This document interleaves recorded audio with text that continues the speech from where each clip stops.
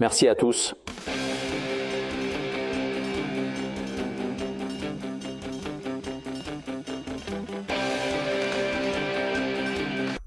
Afin de pouvoir diagnostiquer un dysfonctionnement d'un sèche-linge, il est important de voir quelles sont les étapes qui se déroulent pendant un cycle de séchage. Dans cette vidéo, nous allons faire une chose. Nous allons lancer un cycle de séchage réel et observer son déroulement. Quelles sont les étapes qui se produisent à l'intérieur?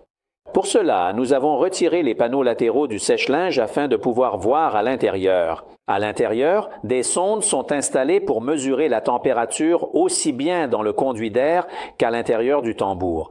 Cela nous permettra de comprendre, et nous le commenterons pendant la vidéo, quelles sont les différentes étapes et à quel point ces sondes sont importantes, pour pouvoir déterminer et s'assurer que le sèche-linge fonctionne correctement.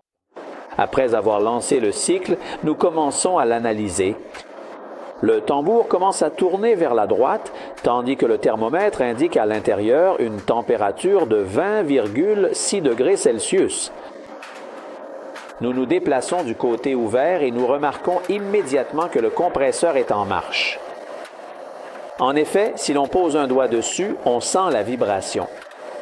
Sur sa droite, on peut observer le moteur en fonctionnement qui, grâce à la courroie, met en mouvement le tambour que l'on peut voir dans son ensemble. En bas, à l'avant, on voit l'un des rouleaux sur lesquels repose le tambour et sur lequel il tourne.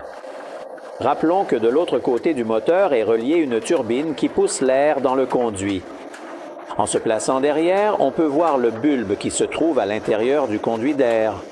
Il indique initialement 26,4 degrés qui augmente progressivement jusqu'à atteindre en ce moment 26,7 degrés. Dans la partie inférieure, la pompe de vidange est en marche. Entre-temps, nous constatons qu'à l'intérieur du tambour, la température est montée à 29,3 degrés. Cela signifie que la montée en température commence à partir du conduit d'air. En montant, en effet, nous relevons 40,2 degrés. La pompe de vidange reste toujours en marche, poussant l'eau de condensation à travers le tuyau de collecte vers le réservoir situé en haut.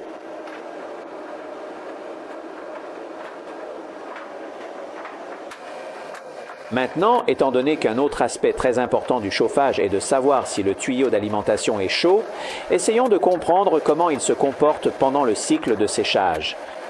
Nous fixons, à l'aide de fil de fer, l'ampoule d'un troisième thermomètre sur le tuyau d'alimentation.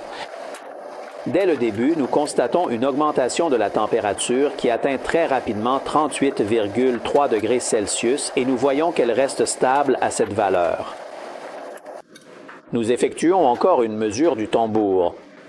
Il y a 32,8 degrés. Cela se produit après 35 minutes depuis le début du cycle. Le tuyau d'alimentation a entre-temps atteint 40 degrés, tandis que le conduit d'air indique 34,3 degrés. Ensuite, je ne vous les montre pas toutes, mais nous avons effectué 19 autres relevés de température.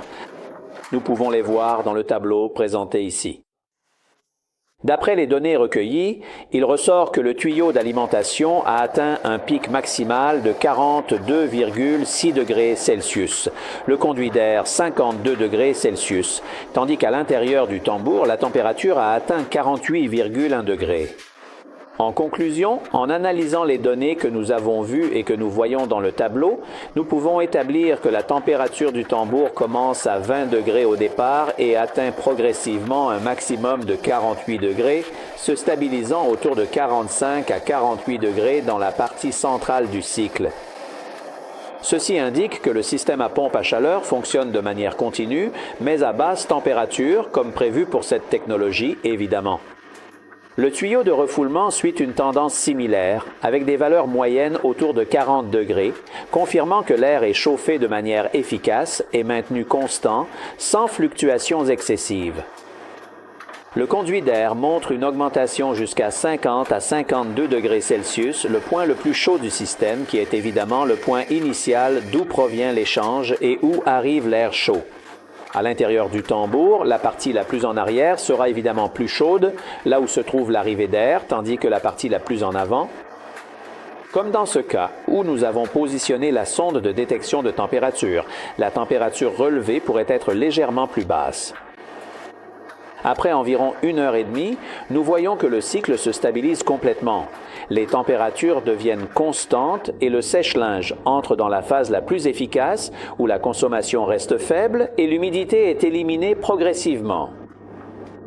Ce n'est qu'à la fin, lorsque les tissus sont désormais secs et que le temps du cycle programmé est écoulé, que les températures diminuent progressivement. Ce qui indique que nous sommes dans la phase de refroidissement du sèche-linge et bien sûr à la fin du cycle de séchage.